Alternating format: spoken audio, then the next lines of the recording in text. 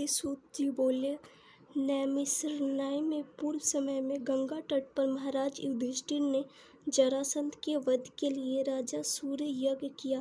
राजा युधिष्ठिर ने श्री कृष्ण, भीमसेन और अर्जुन के साथ यज्ञशाला में जो अनेकों प्रकार के रत्नों से सुशोभित मोती के समान कांति वाली इंद्र सभा के सदृश शोभायमान हो रही थी, उसमें यज्ञ के निमित्त सभी राजाओं को बुलाया। उसी समय गांधारी का पुत्र दुर्योधन उस यज्ञशाला में आया। दुर्योधन वहां सूखे आंगन को जल से भरा देख शस्त्रों को उठाकर धीरे से चला। उसे देख द्रौपदी आदि स्त्रियां हंसी और आगे जल के स्थान को सूखा समझकर दुर्योधन चलते हुए जल में गिरा। उस समय संपूर्ण तपस्वी राज तथा द्रौपदी आदि स्त्रियों ने दुर्योधन का उपहास किया। यह देख दुर्योधन अत्यंत क्रोधित हो अपने मामा के साथ हस्तिनापुर को चला गया। उस समय शकुनी ने दुर्योधन से मधुर वचन में कहा, हे राजन, आप अपने क्रोध को अपने कार्य के लिए छोड़ दें, क्योंकि जुआ खेलने से आप सारे राज्य को प्राप्त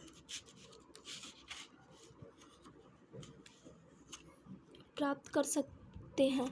राजन, यज्ञ मंडप में चलने के लिए उठिए, ऐसा ही हो, कहकर दुर्योधन यज्ञ मंडप में आए। इतने में सभी राजा यज्ञ समाप्त कर अपने देश को चले गए। इसके पश्चात दुर्योधन ने हस्तिनापुर में आकर युधिष्ठिर, भीम, अर्जुन आदि पांडव पुत्रों को बुलाकर जुआ खेलने आरंभ किया।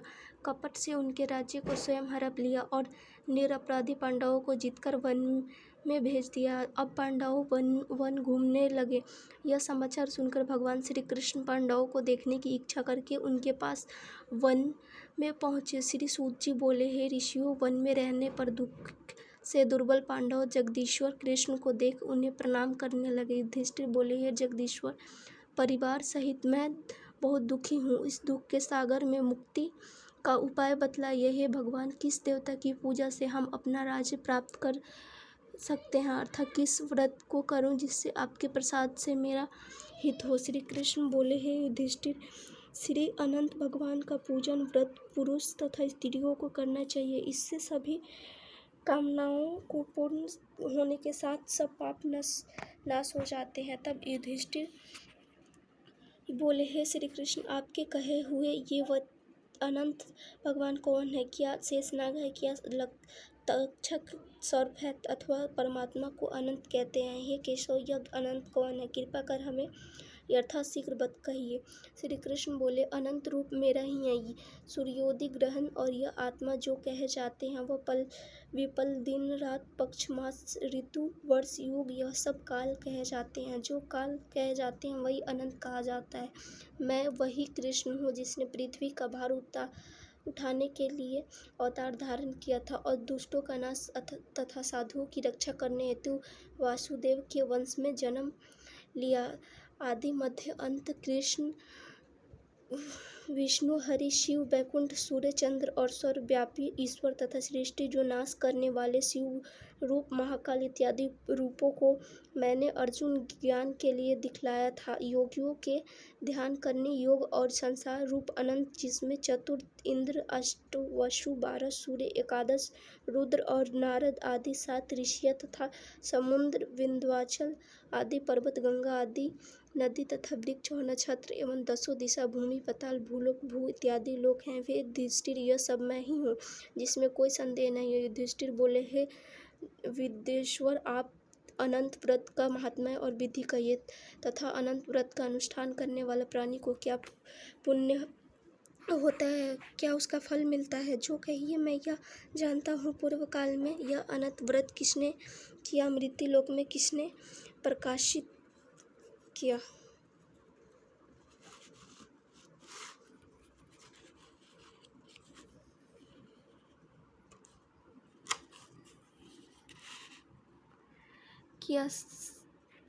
यह सब विस्तार से कहिए। तब श्री कृष्ण बोले, हे युधिष्ठिर, पहले सतयुग में एक सुमंत नाम का ब्राह्मण था, जिसने वरिष्ठ गोत्र में उत्पन्न भृगु की सुंदर कन्या दीक्षा का वेदोक्त विधि से विवाह किया। थोड़ा समय बीतने पर उसके गर्भ से उन्नत लक्षणों वाली कन्या उत्पन्न हुई। वह सुशीला शीला नाम वाली कन्या पिता के घर पढ़ने लगी। उसी समय शीला की माता ज्वर से पीड़ित हो पवित्र नदी के जल गिरकर मर गई। उसके पश्चात सुमंत ने ब्राह्मण की कन्या से, जिसका नाम करकर्षा था, विधि पूर्वक विवाह किया। दुष्ट स्वभाव करकर्षा नित्य झगड़ा करने वाली थी। उसकी सौतेली शीला नाम की कन्या अपने पिता के घर में भीत पर, खंभा पर तथा देहरी पर चित्रकला में द्रोह आदि से चतुर थी। नीले, पीले, सफेद, काले इत्यादि रंगीन चित्र विचित्र से ये शंख कमल बारंबार बनाया करती थी। इस प्रकार बहुत काल व्यतीत हुआ। इस प्रकार वह कौम अवस्था वाली शीला को देख सुमंत ने चिंता की, यह कन्या किसको दूँ, और इस विचार से दुखी हुआ। उसी समय वेद के जानने वाले श्रेष्ठ और स्त्री की इच्छा करने वाले कार्तियुक्त मुनियों को श्रेष्ठ कौंडिल्य ऋषि वहां आए और बोले, हे सुमंत, तुम्हारी सुंदर कन्या शीला को मैं वर्णन करना चाहता हूँ। तब सुमंत ने शुभ दिन में श्रेष्ठ मुनि एक धर्म पुरुष कौंडिल्य नामक ऋषि से अपनी कन्या का विवाह किया। श्री कृष्ण बोले, हे युधिष्ठिर, गृहसूत्र की कही हुई विधि से विवाह किया। उस मांगलिक कार्य के किए गए तथा स्त्रियों ने मंगल गान किया। ब्राह्मणों ने स्वरित वाचन तथा बंदीजनों ने तुम्हारी जय हो घोष किया। यह विहार क्रम संपन्न होने पर अपनी पत्नी करकर्षा से सुमंत बोले, हे प्रिय दामाद को संतोष के लिए कुछ दहेज देना उचित है। ऐसे वचन सुनकर करकर्षा ने क्रुद्ध हो अपने घर के संपूर्ण पदार्थ को एकत्र कर उन्हें पेटी में बंद कर अपने पिता के घर जाने को कहा और भोजन से बचे हुए पदार्थ मार्ग में भोजन के लिए रख लिए। सुमंत से बोली कि घर में धान आदि कुछ भी नहीं है, देख लो। युधिष्ठिर ऐसे वचन सुन वह महा दुखी हुए। विवाह के पश्चात कौंडिल्य अपनी पत्नी शीला को रथ बिठाकर वहां से धीरे धीरे चल मार्ग में पुण्य रूपा यमुना नदी को देख उसके किनारे रथ खड़ा कर नृत्य कर्म करने को चले दिए। दोपहर को भोजन के समय उसी यमुना तट पर उतर शीला ने लाल वस्त्र पहने हुए बहुत सी स्त्रियों को देखा, जो अनंत चतुर्दशी भक्ति पूर्वक आज जनार्दन भगवान की पूजा कर रही थी। उन स्त्रियों से समीप जाकर धीरे से पूछा, हे भार्गव, कृपया कर आप मुझे कहो कि आप किसका व्रत कर रही हो और इस व्रत को क्या नाम है। शीलवती सुशीला ऐसे वचन सुनकर संपूर्ण स्त्रियां बोली, हे शीला, इसका नाम अनंत व्रत है। इस व्रत में अनंत देव की पूजा की जाती है। ऐसे वचन सुन शीला बोली, मैं भी इस उत्तम व्रत को करूंगी। और स्त्रियों से पूछा, इस व्रत का क्या विधान और इसमें क्या दान आदि होगा तथा किस देवता की पूजा होती है। यह वचन सुन सब स्त्रियां बोली, हे शीला, अच्छे अन्न का एक सेर मालपुआ बनवावे, जिसमें से आधा भाग ब्राह्मण को दे, आधा आप भोजन करें।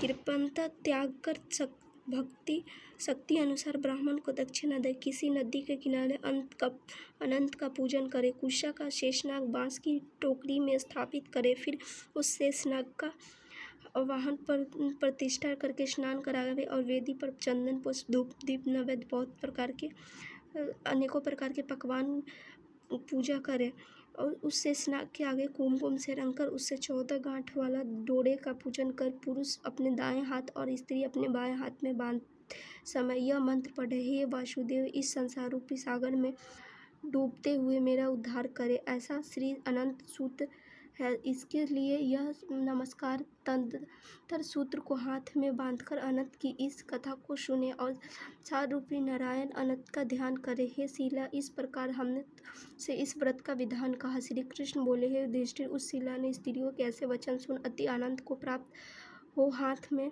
14 ग्रंथ युक्त डोरा बांध इस व्रत को किया। कार्य के अर्थ जो भोजन की दिया गया था आधा ब्राह्मण को खिलाया, शेष आप दोनों ने भोजन कर आनंद से पति के साथ बैलगाड़ी में बैठ गई। उस समय से शीला को व्रत का प्रभाव मालूम हुआ। अब अनंत व्रत करने से गौ धन और लक्ष्मी से उसका घर परिपूर्ण हो गया। अतिथि से सत्कार में शीला सदा लगी रहती थी। वह माणिक्य स्वर्ण मोतिया के हारों से सुसज्जित हो गई। देवताओं की स्त्रियों के समान धन पुत्र आदि से युक्त सावित्री के समान पतिव्रता हो पति के साथ आनंद से रहने लगी। किसी समय उसके पति ने शीला के हाथ में अनंत का डोरा बांधा देखा और पूछा, हे शीला, इस डोरे को क्यों धारण किया? शीला बोली, हे स्वामी, इसके प्रसाद से मनुष्य इस लोक में धन धान्य संपदाओं को पाते हैं। इसी अनंत के डोरे को मैंने धारण किया। शीला के वचन सुनकर उसके पति कौंडिल्य ऋषि ने लक्ष्मी के मद से अनंत के डोरे को तोड़ डाला और बोला, यह अनंत कौन है? उस मूढ़ ने डोरे को जलती हुई आग में डाल दिया। तब हाय हाय कर दौड़ती हुई शीला ने अनंत सूत्र को अग्नि से निकाल दूध में डाल दिया। इस कर्मों के फल के कौंडिल्य के सब ऐश्वर्य नष्ट हो गए। उसकी गौर चुरा ले गए। आग से उसका घर जलकर नष्ट हो गया। जो पदार्थ जिस प्रकार आया उसी प्रकार से चला गया। अपने स्वजनों से कलह तथा बंधुओं से नृत्य प्रति झगड़ा होने लगा।